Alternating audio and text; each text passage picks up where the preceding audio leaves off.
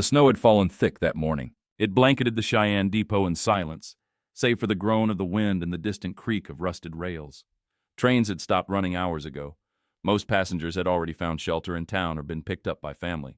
But she was still there, a lone figure, seated on a frozen bench beneath the overhang, wrapped in a gray wool coat and two thin gloves, her leather satchel clutched to her chest like it held everything she'd ever loved. Her lips were blue, her eyes were wide, and when he first saw her, she didn't look up. Weston Hale didn't usually come into town during storms. He had ranch hands for errands and a private car on the line if he ever needed to travel. But that morning, something had pulled him out of the Hale Ranch gates and down into the valley. Some whisper of instinct he hadn't been able to ignore. He stepped onto the depot platform and spotted her instantly. She looked like a painting left out in the snow, still, beautiful, and barely hanging on. He approached slowly. She didn't seem to hear his boots crunching against the frost. "Miss," he said softly. She blinked. I missed the connection," she whispered, her voice hoarse. "The nurse train to Colorado Springs. I didn't have enough for a room." "You've been out here all night?" She nodded. He didn't hesitate. "Come with me." She didn't ask who he was. Didn't know that he was Weston Hale, one of the wealthiest cattlemen in Wyoming Territory. A man whose name opened doors from Texas to Montana. A man most assumed had no room in his heart for anything but business and dust. But she didn't flinch when he reached out. Didn't argue when he took her satchel in one hand and offered the other to help her up. "I can't pay you," she murmured. "Didn't ask," he replied. They rode through snow in silence. The nurse, she hadn't yet given her name, sat beside him in the buggy, eyes barely staying open. He wrapped a second blanket around her, said nothing of the tremble in her shoulders. Back at the Hale Ranch, the fire roared before she'd even stepped through the door. He carried her inside. And as she collapsed into the armchair by the hearth, finally warming, she looked at him for the first time, really looked, and said, "Thank you, my name is Clara." Weston nodded. "Clara," he repeated. "I reckon we've got more than just snow to thaw." The fire crackled through the morning as wind clawed at the shutters. Inside the Hale Ranch house, warmth bloomed. Clara sat curled on a leather chair, a thick quilt around her shoulders, and a mug of something warm in her hands. Her coat and gloves hung drying by the stove, and her cheeks, once ghost pale, were beginning to carry the faintest flush of life. Weston stood at the window, back to her, watching the storm continue its slow tantrum across the plains. He wasn't used to silence that felt this full. "You run a quiet home," Clara finally said. Weston turned. A small smile touched his lips. "Only thing louder than snow is cattle, and I like to keep both outside." She smiled faintly, then after a pause. "I didn't expect to still be here. I thought I'd rest and head out by sunrise." "Train's not coming till the line clears," he said. "That might be a while." Clara nodded. Her fingers tightened around the mug. "I don't want to be a burden." "You're not." She looked at him. Really looked. Not just at the rugged lines of his face, the stubble at his jaw, or the tired set to his shoulders, but at the eyes. There was more kindness there than she expected from a man who dressed like he carried the world on his back. Later, while Weston went out to check on the stables, Clara explored the house. It was bigger than she expected. All wood and warmth, well lived in but not cluttered. Shelves lined with books. Some medical, some law, some Western tales she recognized from her childhood. And on the mantel, a single framed photo of two people, a younger Weston and a man with the same eyes, only older. She touched the frame lightly. "My brother," Weston said quietly from the doorway. She turned, startled. "He passed last winter. Fever came on fast." "I'm sorry." He nodded once, jaw tight. He helped build this place, every beam. She didn't speak. Didn't need to. He appreciated that. That evening they sat across from each other by the fire. Dinner had been quiet, but now the snow had begun to ease. The silence between them shifted, from uncertain to steady. Clara broke it first. "I was headed to Colorado Springs, a hospital out there short on nurses. They take on those with field experience." "You worked the war lines?" She nodded. "Treated more wounds than I ever thought one war could hold. Lost too many good men. Too many children." She stared into the flames. "And after all that, you'd think I'd be numb. But when the train left without me last night, it was the loneliness that hurt more than the cold." Weston leaned forward, elbows on his knees.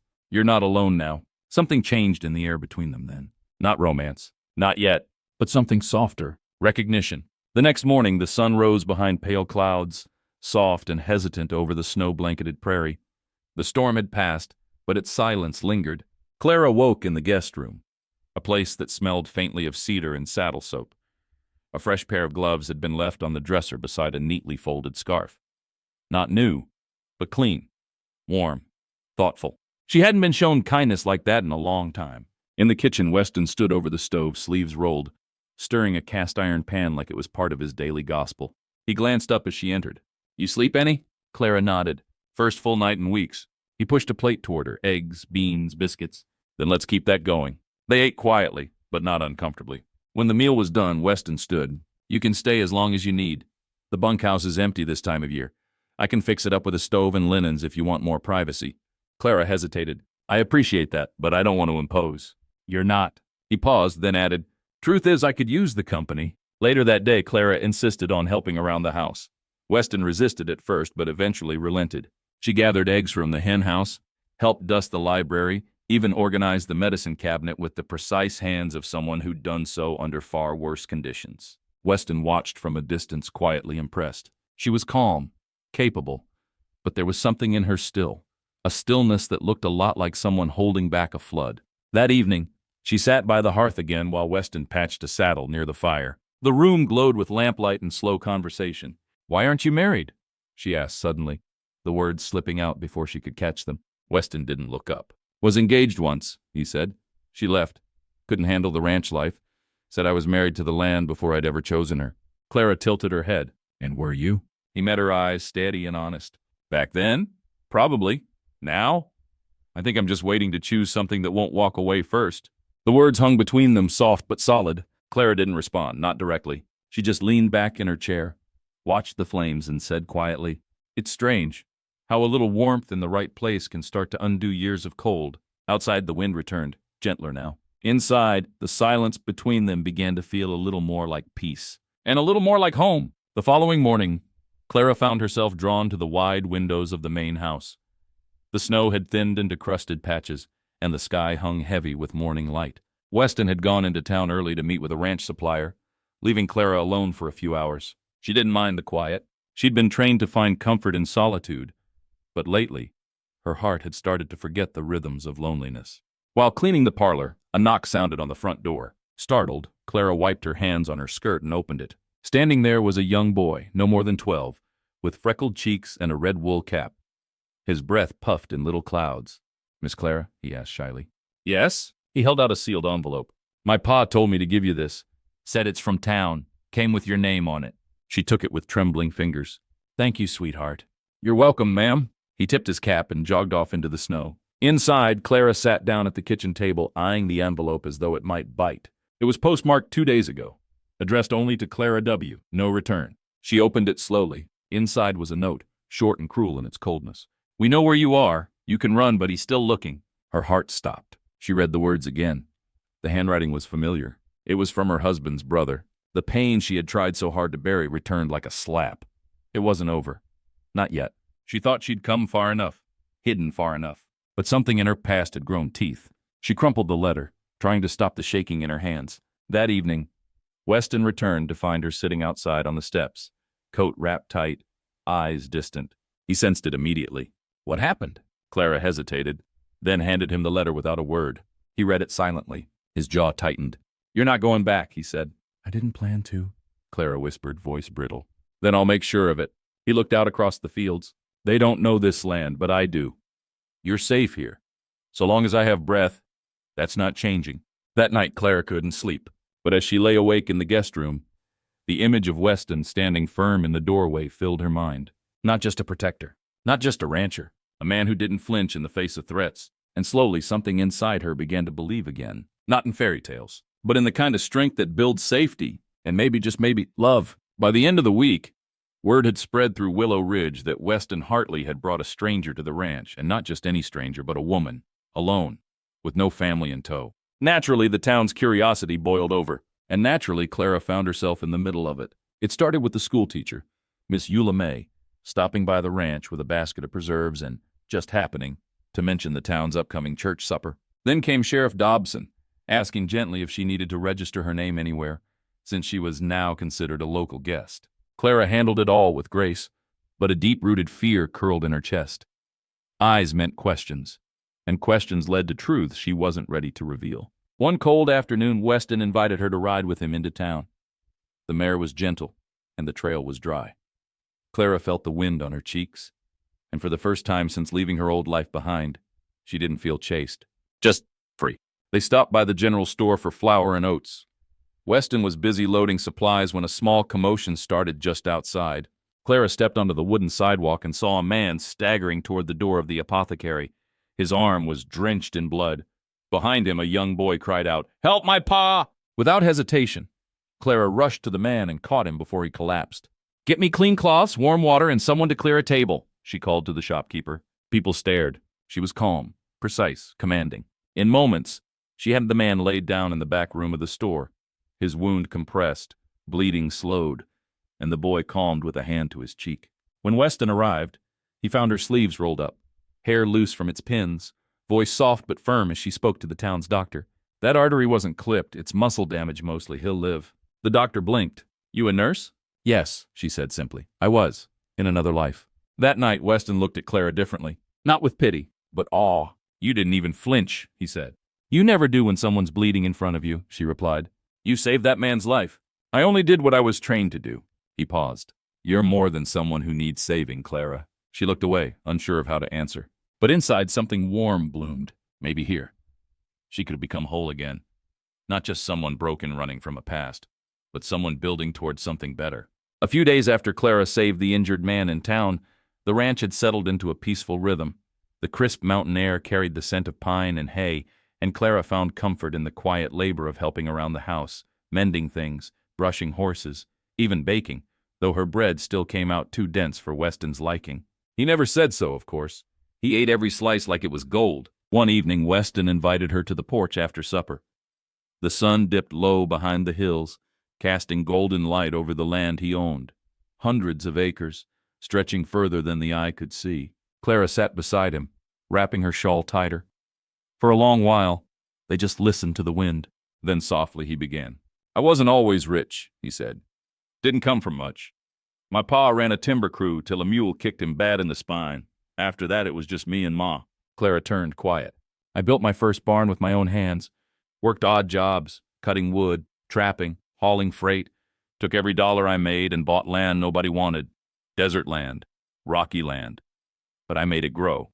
That's when they started calling me the millionaire cowboy," he added with a humorless chuckle. "Like it meant something.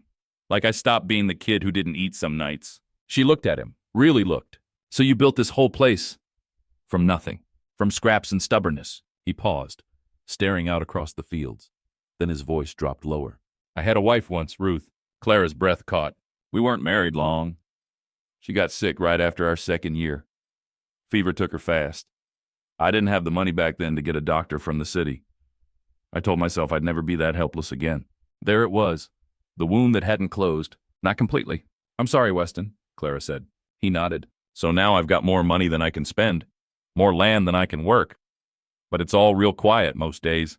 Until you," he added, looking at her. Their eyes met. There was no flirtation in his gaze, no fire, just a deep, still warmth. "You saved that man last week like it was nothing," he continued. "But I see how your hands shake when you think no one's watching." Clara blinked, caught. "I was married too," she said finally. "Not anymore. He didn't die. But something inside me did while I was with him." Weston didn't push, didn't ask for more. He just nodded and handed her a second cup of coffee, warm and full. "You can tell me when you're ready," he said, "or not at all." And for the first time in years, Clara didn't feel like a woman with scars. She felt like someone being seen. The next morning began like any other. Soft golden rays spilled through the window, and Clara rose early to feed the chickens. The frost had melted into dew, and she was beginning to find a rhythm here. A life. But everything changed when Weston handed her the letter. "Came through on the early stage," he said, holding the sealed envelope with an uncertain look. "Postmarked from Denver." Clara took it with a trembling hand. The handwriting on the front turned her stomach cold. She didn't open it right away. Instead, she tucked it into her apron and went out to the barn. There, with only horses and the smell of hay around her, Clara broke the seal. The letter was short, but every word hit like a stone. "Clara, you can't hide forever. I know where you are, and I'm coming to collect what's mine. You owe me. M." Her breath caught. Her knees gave out. She sat right there in the straw, heart racing. She didn't cry, not yet. Instead, she folded the letter, stood up slowly, and brushed hay from her skirt. She walked back toward the ranch house and found Weston on the porch fixing a hinge. He looked up and knew something was wrong. "You're pale," he said. "What's going on?" Clara hesitated. But something in her, the trust they'd built over quiet mornings and confessions in the twilight, pushed her forward. "He found me," she whispered. Weston's eyes narrowed. His grip on the screwdriver tightened. "The man who hurt you?" he asked. She nodded. "He was never going to let me go. I ran from him. From the things he did. I didn't think he'd find me all the way out here." "He won't touch you," Weston said quietly. "Not while I'm breathing." They sat in silence again. But this time it wasn't peaceful. It was storm-brewing silence. That evening, Weston saddled 2 horses. "You and I are going into town tomorrow. We'll talk to the sheriff. And if he won't do something, then I will." Clara wanted to protest, to say she could handle it, that she didn't want trouble, but instead she reached for his hand. "Thank you," she said, and Weston didn't let go. Not that night, not the one after. The ride into town was quiet, but tension simmered beneath every clop of hooves. Clara's fingers clenched the reins, her jaw tight. Weston rode beside her, silent but watchful. He'd tucked his revolver inside his coat before they left, not as a threat, but as a promise. When they reached Dry Creek, the townsfolk greeted them with friendly nods. No one sensed the storm brewing between Clara's past and her newfound strength. They stopped in front of the sheriff's office. "You sure you want to do this?" Weston asked. "If I don't, I'll be running the rest of my life," Clara said. Sheriff Briggs was an aging lawman with silver in his beard and weariness in his eyes. He listened as Clara told her story, her voice trembling but steady. "I worked as a nurse in Kansas," she said.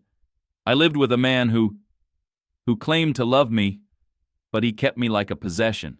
I escaped when he got drunk and passed out. I've lived in fear since." She handed over the letter. Briggs read it, brow furrowed. "This man ever convicted of anything?" he asked. "No, he's careful. He knows how to hide it." Briggs sighed, leaning back. "The law's only as strong as the paper it's printed on. But you've got witnesses now. You've got a man beside you who's willing to vouch for you. That counts." He looked at Weston. "You willing to testify if it comes to it?" "I'll do more than that," Weston said flatly. "If he steps foot near Clara, he won't walk away unscathed." Briggs nodded, scribbling notes. "I'll send word to the marshal's office. We'll keep an eye out for anyone matching his description. You stay close. Stay safe." Outside, Clara felt the weight of it all settle in her chest. But for the first time, she wasn't drowning under it. She was standing. "You did good," Weston said. "I still feel like he's coming." "Then let him. He'll learn what kind of woman you are now." She looked at him. "And what kind is that?" He smiled. "The kind who makes a broken man believe in something again." That night, Clara stood outside Weston's house, watching the stars. The cold air bit her skin, but she didn't move. Weston joined her, offering a wool blanket over her shoulders. "You ever think," she said softly, "that some people come into our lives at just the moment we need saving?" "Or maybe," he said, "we were meant to save each other." The winter sun barely crept over the horizon when the telegraph operator rushed into the sheriff's office, a yellow slip of paper in hand. "Sheriff Briggs, urgent message from Kansas." Within minutes, the sheriff was on horseback heading toward Weston's ranch. The paper trembled in his hand. Its words burned into his mind. "Man named Joseph Harlan. Description fits. Bought a train ticket west. Arriving today." Clara was feeding the chickens when the sheriff rode in. Her heart skipped the moment she saw his face. "He's coming," she whispered, hands freezing mid-motion. Weston stepped out of the barn, wiping his hands on a rag. "When?" "Train comes through at noon," Briggs said. "Could be on it." Weston's jaw tightened. "Then I'll be there." "You're not going alone," Clara said firmly. "Clara, I've run long enough. I'll face him with you." The sheriff nodded. "Then we ride." The train station in Dry Creek had never felt so tense. Snow blew sideways in the wind as the noon whistle screamed in the distance. Clara stood behind Weston, her breath shallow, the blanket around her shoulders pressed tight. The train hissed to a stop. Passenger after passenger stepped off. A woman with a crying child, a merchant, a soldier. And then him, Joseph Harlan, tall, broad-shouldered, eyes like cold steel. He didn't see Clara at first. He looked around, confused, as if unsure where to start. But when his gaze fell on her, his lips curled into a cruel smile. "There you are," he said, stepping forward. "Took me long enough." Weston stepped between them. "That's far enough." Joseph raised an eyebrow. "Who the hell are you?" "Someone who doesn't take kindly to men who hurt women." Joseph's hand moved toward his coat. "Don't." Sheriff Briggs stepped forward, revolver already drawn. "Joseph Harlan, you're under suspicion for coercion, abuse, and unlawful imprisonment. You can come quiet or not at all." Joseph laughed, bitter and sharp. "She ran off. She's mine." "I belong to no one," Clara said, stepping out from behind Weston. Her voice didn't tremble. "Not this time. You taught me fear, but he—" She glanced at Weston. "Taught me how to fight." For a moment, Joseph seemed ready to lunge, but 3 rifles and 1 determined woman stood in his way. He backed down. "You'll regret this," he spat. "No," Clara whispered. "I'll heal from it." They watched as Briggs and his deputy led Joseph away in shackles. Weston turned to Clara. "You all right?" She nodded. Then she cried, not from fear but from release, from the weight finally lifting. And when Weston pulled her into his arms, she didn't flinch. She leaned into his chest, and for the first time in years, she felt safe. The silence back at the ranch was different now. It wasn't the heavy, watchful kind that had followed Clara for years. It was the peaceful hush of safety, of a storm past, of the first sunrise after a long, cold night. Weston sat on the porch that evening, his hat tilted back, nursing a mug of coffee. Clara came out with a blanket draped around her shoulders and 2 steaming cups in her hands. "I made it stronger than usual," she said, handing him one. "Good," he said. "I feel like I aged 5 years waiting for that train to arrive." She sat beside him, sipping quietly. The stars were beginning to emerge one by one, shy but radiant. "He's gone," she whispered. "I thought it would feel louder inside, but it doesn't." Weston glanced at her. "Sometimes peace is quiet because we forgot what it sounds like." She smiled gently at that. "I don't know how to be free, Weston. I've lived under rules, threats, expectations. I don't know how to dream anymore."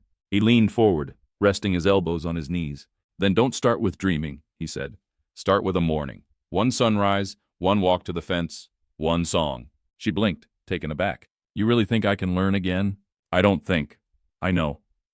He paused, then added, "Clara, you saved yourself. I was just lucky enough to be standing close when you rose." In the weeks that followed, something bloomed, something both fragile and unshakable. Clara started tending to the ranch's small infirmary Weston had built for emergencies. She reorganized the supplies, sterilized the tools, and soon began seeing children from neighboring homesteads when they scraped knees or burned hands. Word traveled fast. "The nurse at Weston's place will patch you up and feed you biscuits while you wait." One afternoon, Weston returned from the fields to find the kitchen full of girls, 4 to be exact, young, dirty, wide-eyed. They huddled near the stove, cradling warm mugs while Clara bandaged one's foot. She stood when she saw him, her voice low. "They ran from somewhere awful. I'm not sure where yet, but they're safe now." Weston didn't hesitate. He nodded, took off his hat, and said, "Then they stay." Clara's eyes filled with tears. But this time, they didn't fall from sadness. By spring, the ranch was no longer just Weston's home. It had become a quiet sanctuary with laughter echoing through the walls and dresses drying on clotheslines beside work shirts. The 4 girls Clara had taken in, Sadie, June, Lottie, and little Rose, were thriving under her care, as if they'd always belonged. Weston built bunk beds in the spare rooms. Clara turned the old tool shed into a reading nook, and in the mornings, the aroma of cornbread and cinnamon tea wrapped around the house like a promise. But it wasn't all easy. Sadie still flinched at loud sounds. June refused to eat if someone watched her. Lottie cried in her sleep. And Rose hadn't spoken a word since arriving. Clara worked gently, like a nurse mending wounds deeper than flesh. Weston, though quiet, was always near. A steady shadow with warm eyes and calloused hands that never grabbed, only helped. One night, Weston found Clara sitting on the porch steps alone, her hands trembling as she stared at the stars. "Too much?" he asked softly. "No," she said, "just heavy." He sat beside her. "You ever think maybe this is what you were always meant to do?" She looked at him. "I thought I was meant to be obedient, to serve, to stay small." He shook his head. "You were meant to rise. You were meant to heal." A long silence passed between them. Then Weston cleared his throat. "There's something I've been thinking about." "Oh?" "We've got land. More than enough. The barn's too old to use for livestock anymore, but the bones are good. What if we fixed it up?" "For what?" He turned to her. "For them. And others like them. A real home. Not a stopgap. A place they never have to leave unless they want to." Her breath caught. "You'd do that?" "You already are. I'd just be building the roof over it." Clara looked at him. Really looked. And for the first time let herself believe it. She was not just surviving. She was building. The next morning, Weston brought out his tools. And as he hammered the first nail into a fresh plank of pine, the sun hit the hill behind them. 4 girls played in the field below, and Clara stood by the fence, a blueprint in one hand, and a future in the other. The barn took shape slowly, beam by beam, just as Clara's trust had. Weston worked with quiet determination, never asking for thanks, only showing up with tools and sweat and an unwavering presence. And Clara dreamed aloud now. She spoke of walls with hand-painted murals, rooms with soft quilts, and a kitchen where no one went hungry. The girls helped too, painting signs, gathering flowers, even naming the place. "We should call it Hope House," Sadie said one afternoon, brushing dust from her sleeves. Clara smiled. "Because it gave us hope?" "Because you did." The name stuck.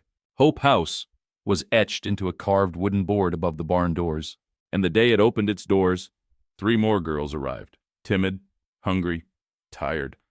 Clara welcomed them in like she had the others. But something had shifted. Now people in town looked at Clara not with pity or suspicion, but with admiration. The sheriff tipped his hat. The pastor sent supplies. The women whispered about her strength, and the mayor's wife quietly offered to fund a sewing room for the children.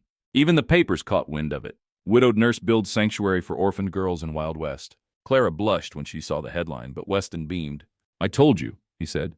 "You were meant for more." That night, as twilight wrapped the prairie in gold, Weston invited her for a walk. They strolled past the edge of the wheat field down by the creek. "I never thought I'd see anything like this," he said.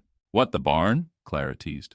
He smiled. "No, you." She looked at him, really looked. This wasn't the same man who found her freezing at a station weeks ago.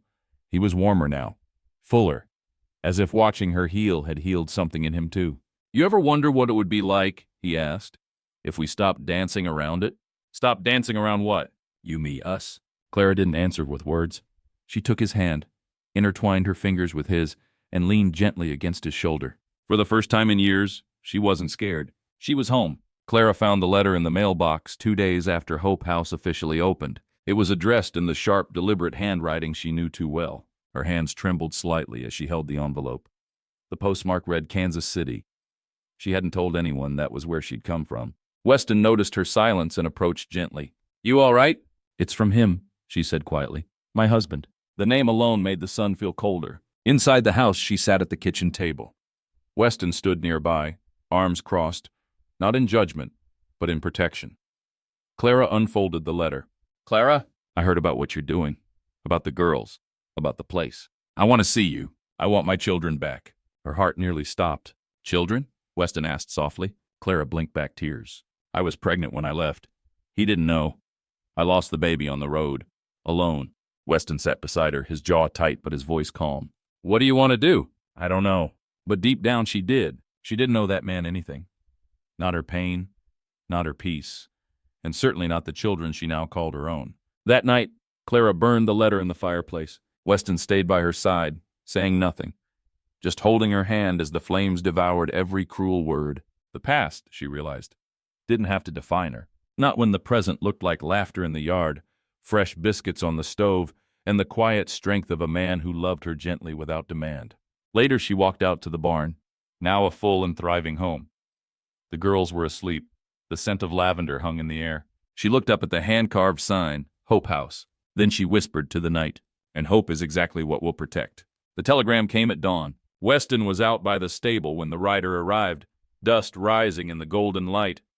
Clara watched from the porch as the man handed over a yellow slip of paper, nodded, and rode off. Weston stood frozen for a moment before slipping the paper into his vest pocket. When he walked back toward the house, Clara could see it in his eyes. Something had shifted. "Bad news?" she asked. "Old news," he replied, "but it finally found me." Later that morning, she found him sitting on the fence, silent, watching the wind stir the fields. "You want to tell me?" she asked gently. He nodded slowly. "Years ago, when I was younger, I was engaged. Her name was Eleanor. She died in a fire that wasn't supposed to happen." He paused, eyes distant. "I blame myself, because I cut corners. I was building a house too fast, trying to impress her family. Cheap wood, rushed chimney work. One cold night, she lit the stove, and he couldn't finish." Clara reached for his hand. "It wasn't your fault." "Tell that to her father," Weston said bitterly. "He swore he'd never forgive me. And now he's a federal land inspector. That telegram?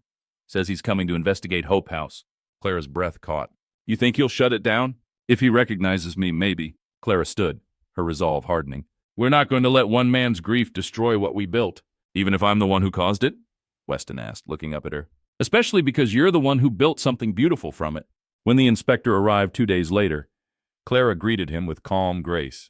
"You must be Mr. Callahan. Welcome to Hope House." The man was older, worn by sorrow but sharp-eyed.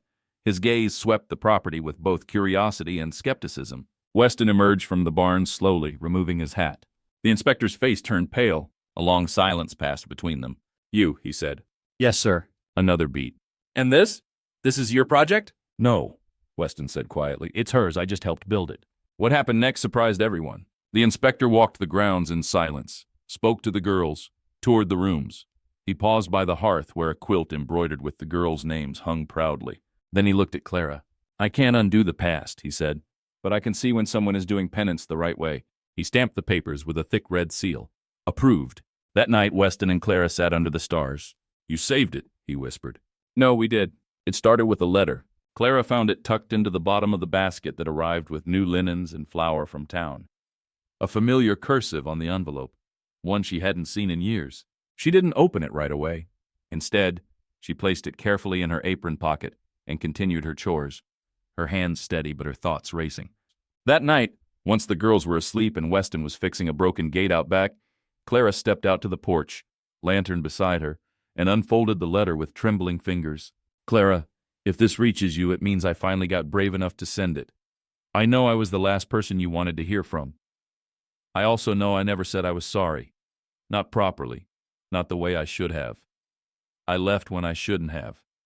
I turned my back when you needed me most. And I've lived with that every day. I heard whispers that you'd gone west, that you were building something. I want to see you, not to ask for forgiveness, just to see who you became." The signature at the bottom made her breath hitch. Emmett. Weston noticed something had shifted. She moved slower the next morning, distracted. She kept the letter hidden, but the weight of it clung to her like smoke. At breakfast, he finally asked, "You all right, Clara?" She nodded too quickly. "Just tired." But Weston had learned to read her silences better than her words.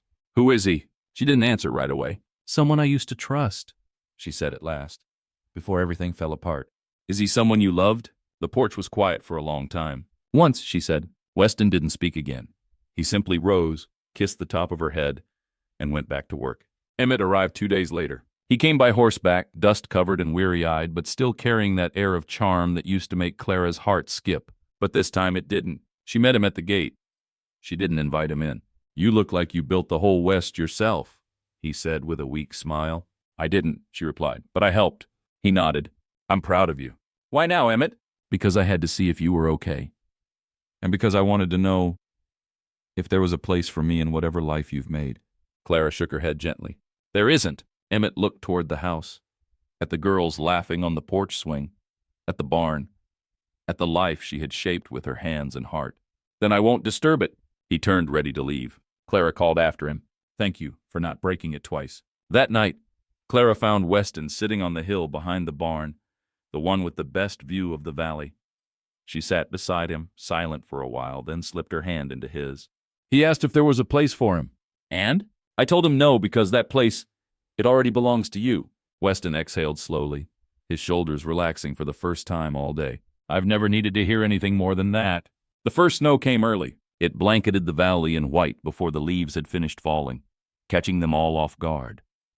Clara stood at the window with her arms crossed, watching the children rush outside to catch flakes on their tongues, oblivious to the silent worry behind her eyes. Winter supplies were low. The rail delivery was delayed due to a rock slide east of Cheyenne, and Weston's last shipment of lumber hadn't arrived, leaving the new bunkhouse half-roofed and exposed. They had mouths to feed, bodies to keep warm, a dream to protect. That night, as they counted sacks of flour and split firewood into bundles, Weston said quietly, "We may not make it through without help." Clara stared at the firelight dancing on the cabin wall. "We've made it through worse. You almost froze to death when we met." She smiled faintly. "And now I'm helping others avoid that same fate." But she knew Weston was right. The numbers didn't lie. The next morning, Clara rode out to town alone. She hadn't begged for anything since she escaped her old life, but now she did it for them. She visited every shop, every friend, every church deacon and supplier she'd once shared coffee or laughter with, asking for whatever they could spare: flour, blankets, tools, or money. Most gave with open hearts. Some turned her away. One man offered her $100 and then asked if she'd come work in his saloon kitchen in return. She left without taking a cent. When she returned that night, Weston had bad news. Hope House's deed, it's being challenged. Clara's blood ran cold. By who? The seller never filed the proper paperwork. And now a businessman from the city says the land is his. He wants to turn it into a freight depot. It was the final blow, one they hadn't seen coming. But Clara didn't cry. She didn't break. Instead, she pulled out the battered tin box under their bed, filled with every testimony, drawing, and letter the girls had written since arriving at Hope House. She bundled them together with twine and said, "We're going to fight for this, properly." Over the next week, Clara and Weston organized the unthinkable, a legal defense for a cause no court had ever seen, a home built on love, not ownership papers. Testimonies poured in. Women who'd left the West years ago wrote back to speak of what Hope House had meant to them, and one letter came with a banknote inside, signed anonymously. The amount was staggering, just enough to cover the filing fees, back taxes, and winter supply deficit. In the corner of the envelope, scribbled in old cursive, "For the place that should have existed when I needed it." Clara stared at the signature. It was Emmett. The day of the hearing, Clara stood in front of the county judge, shoulders square, voice steady. "Hope House isn't just a roof. It's a second chance for every girl sold, silenced, or cast aside. If we lose this land, we lose the proof that healing is possible." The judge didn't speak right away. Then he turned to the clerk and said, "File the deed in her name." Outside the courthouse, Weston took her hand. "You saved them, Clara." "No," she said softly, looking at the girls running in the snow. "They saved me." Spring arrived like a long exhale. The valley thawed. The creek babbled again, freed from its icy prison. And for the first time in years, Clara didn't measure seasons by what was missing, but by what was growing. Hope House stood taller now, painted, repaired, and expanded. The bunkhouse had become a proper dormitory. The old barn was now a classroom. What had once been a safe stopover was now a sanctuary in full bloom. And Clara, she had become something else entirely. One Sunday afternoon, as Weston helped one of the girls build a chicken coop, a rider approached from the East Trail. Well-dressed, clean boots, silver cufflinks, a lawyer. He handed Clara a sealed envelope bearing the wax insignia of a land commission in Denver. "You've drawn attention," he said, "from the governor's wife, no less. She wants to meet the woman who turned a barn into a beacon." Clara opened the envelope slowly. Inside was a formal invitation to speak at a women's council in Denver on education, protection, and reform. "It's not just a visit," the lawyer added. "They want to fund you, train others, expand this into something statewide." Clara sat down on the steps, heart pounding. "You mean more Hope Houses?" "Dozens, all across the frontier." That night, Clara sat with Weston under the stars, the invitation still clutched in her hand. He watched her in silence for a while before saying, "If you go, I'll support you. If you stay, I'll stand beside you." She rested her head on his shoulder. "What if we built something big here only to leave it behind?" "Clara," he said gently, "you didn't build it to keep. You built it to give." The decision wasn't easy. Clara had finally found peace. A home, a purpose, a man who loved her with quiet steadiness. But she also knew what it was like to be abandoned on a frozen platform with no name and no one. She had a voice now, and people were listening. She left for Denver that spring, not to escape, but to extend. Hope House remained in Weston's hands, run by the girls who had grown strong enough to lead others. And Clara, with Weston's blessing, began planting seeds across the West. She spoke in parlors and town halls. She rode stagecoaches and freight lines. She met with ranchers' wives, city women, and orphaned girls who didn't even know they were worth saving until they saw her. Years passed. One Hope House became 7, then 15, then more than anyone could count. But in every one of them, by the front door, hung a painting of a snowy barn, and beside it, a plaque that read, "She was left with nothing but a tag, but she left a world full of homes." Clara was in Abilene when she saw the name. It was scrawled across the bottom of a permit rejection letter for a new Hope House. Barrett M. Crowley. Her breath caught. Her hands trembled. She hadn't heard that name in years, but she'd never forgotten it. Barrett wasn't just a name on a paper.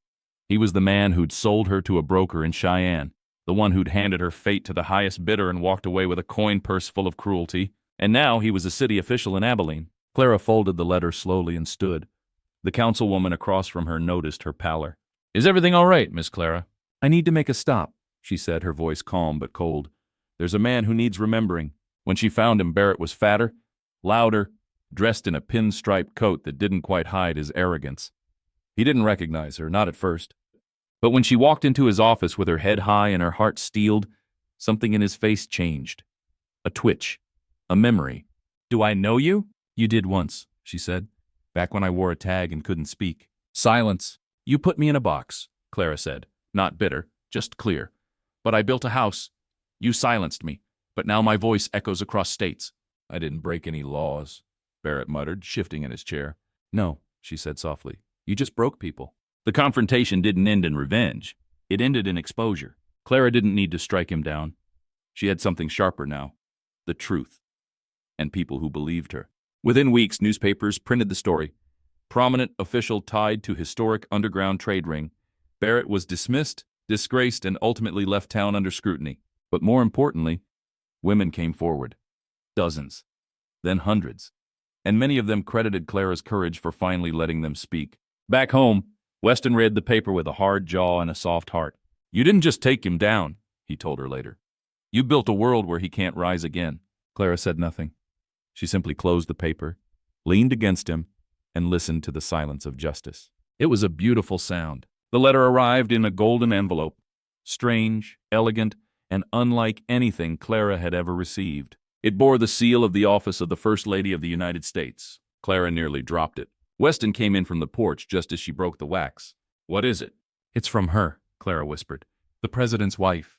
She unfolded the letter. The words were handwritten, gracious, and heartfelt. "Dear Mrs. Clara Fielding, it has come to my attention what you've done in Kansas, Wyoming, and now beyond.